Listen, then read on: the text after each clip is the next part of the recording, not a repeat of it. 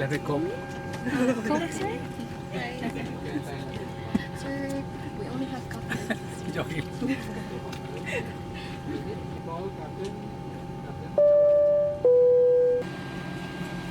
Sino yung mga Timer.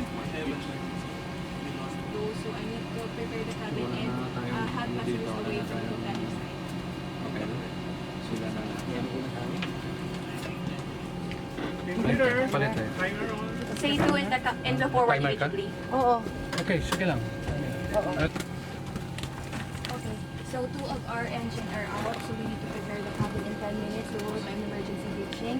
We need to have passengers away from the propeller side, okay? So time now is 8 o'clock, okay? Two engines out, 10 minutes. All passengers away from the propeller. Okay, synchronized time. okay ka.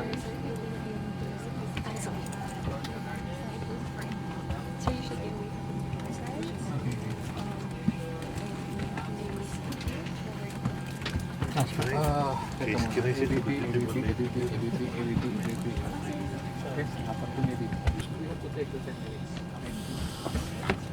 Men may have your complete attention. Attention! Emergency administration position. Captain has informed us that we'll be making an emergency landing in water in 10 minutes. 10 minutes! Rescue service has been alerted. Your full cooperation is essential. For your own safety, you must remain calm. Watch the cabin crew standing in front of you and follow my instructions carefully. Return to your seat. Sit down, ma'am! Return to your seat now! Right and stow your tray tables. Stow your tray tables now! Remove all sharp objects and high Remove your heel sharp shoes objects! and Do it place now! in your seat Do it pocket. now! Remove it! You! Loosen Remove any it! tight clothing and neckties. Sit back in your seat and fasten your seatbelt. Fasten your seatbelts now, ma'am! Do it! There are several emergency exits on this aircraft. Your cabin crew are now pointing out the emergency exit nearest to your seat. Location of the exits are illustrated in your safety briefing It's card. your safety located briefing in card. the Check seat it now! pocket. Do it! Keep in mind that your nearest emergency exit may be behind you. Life vest. The cabin crew will now demonstrate how to use the life vest. Your life vest is located in a pouch under your seat. It's under your seat! Open the Get it plastic now! pouch and remove the vest. Slip it over your head. Watch me! Do it now! Fasten the straps around your waist and tighten.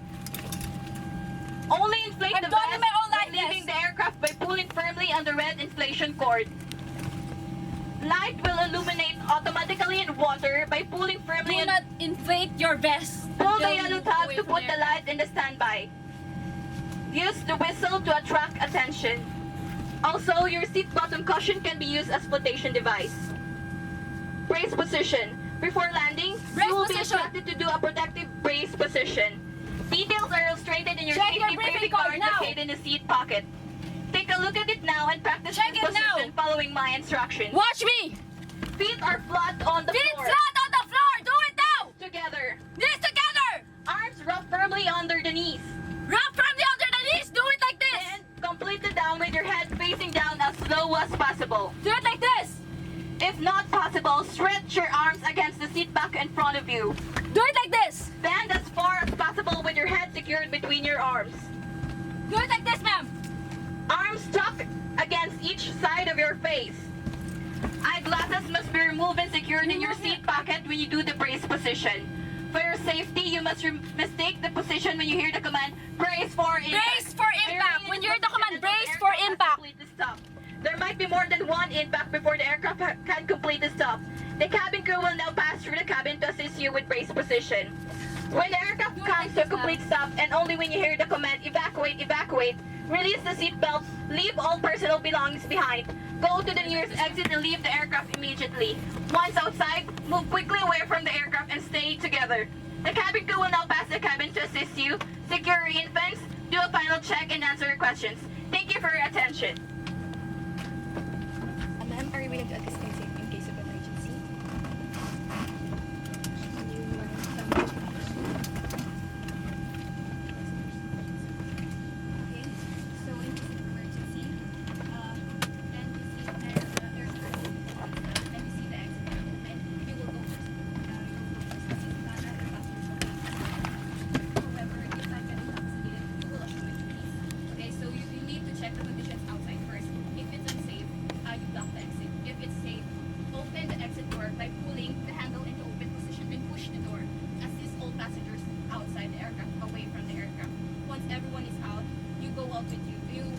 but take you with you when you go out the aircraft. Okay, come in. No, this is not.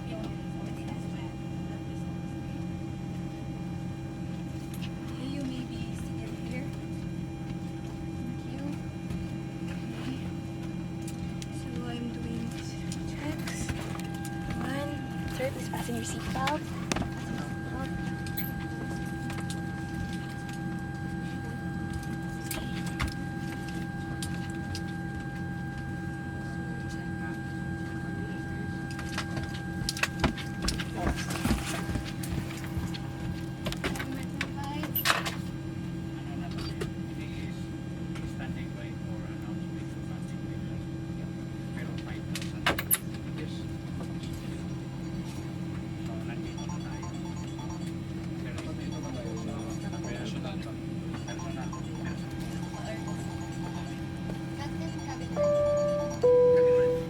Timer off.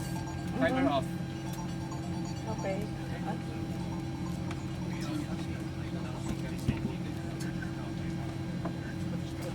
We are passing 3,000 feet and descending. Emergency stations. Brace for impact. Emergency! Band down! Emergency! Band down! Emergency! Band down! Emergency! Band down! Emergency! Band down! Emergency! Band down! Aircraft, full stop. Emergency! Open seatbelt! Emergency! Open seatbelt! Emergency! Open seatbelt! Emergency! Open seatbelt! Emergency! Open seatbelt!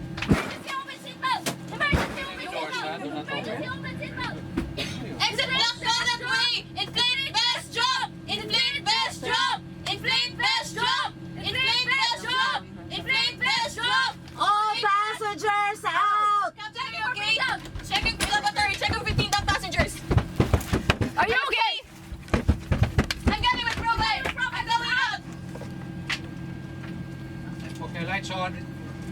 To take off. We are cleared to take off.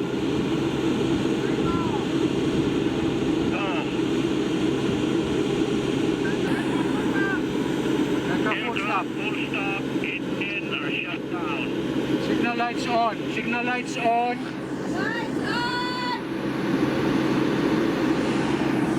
Initiate evacuation.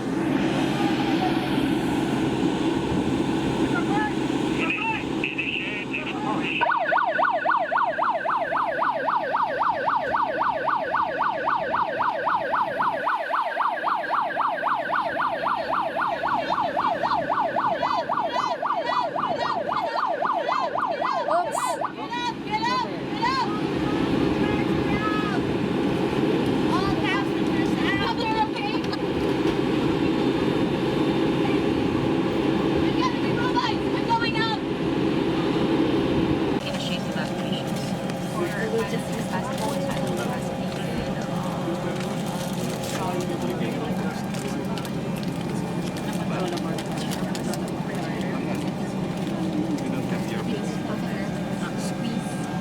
Squeeze the lever and do swipe side up. Your commands? Seconds, sir. Sit back in upright position. Okay, tables folded. Okay, before you remove your life vest. Okay. Sa terrain po. So, taxiing out. Before you do your demo, make sure that all overhead bins are closed already. Okay. So, security muna. Kasi remember, taxiing out, when you leave your stowage bin open, pwedeng may mahulog dyan. Remember, your aircraft is already moving. Okay? How do you do your checking airplane down passengers? How do you do it? How do you do? Sige, tulubong kayo. How do you do? Bababa. Okay. Hindi yan ang ginawa nyo. Tumakbo kayo diretso. Tumakbo lang kayo. Yes, they just met me. Ganyan lang ang ginawa nyo. Or checking the passenger. When you do your check, people passengers, ano bang check nyo? What's the use of your flashlight? Okay? I'm not supposed to say anything, no? As I'm the team leader, but I couldn't help it. But one of your duties and responsibilities, aside from safety and all those things, is observance of instructions, following instructions. Okay?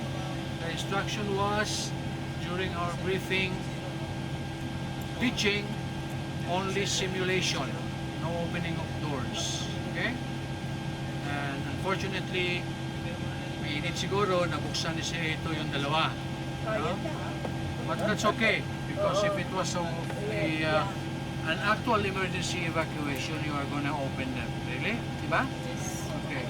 So, absuelto ka doon, but next time, follow instructions. No? Kasi for all you know, nakikinig ka ng instruction ng piloto na itong hindi bubuksan, iyon pa yung binuksan mo. No? On an actual emergency. Right? So it's very important to listen to instruction and follow the instructions. Okay? Yan naman.